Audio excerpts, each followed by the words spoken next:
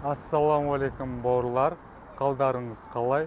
Бүгінгі жаттығуым турник туралы айтамын. Мен бұнда кеп тұрғаным, бірінші үлкен турник, мен бұған жете алмаймын. Өйткені бұның өзі маған қиын. Сондықтан ең бірінші кішкентай турниктен бастаймын. Маған ыңғайлы турник осы. Қазір жасап көрсетемін сіздерге.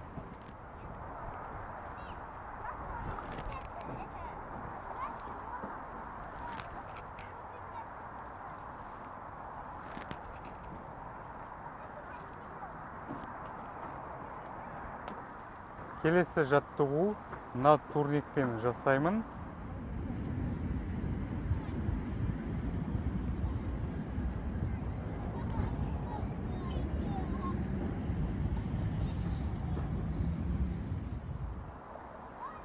Артқы бұлшетті қатайтады.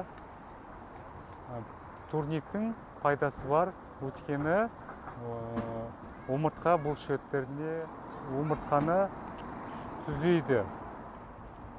Далаға шықсам да, осы жүгітті алып шығып,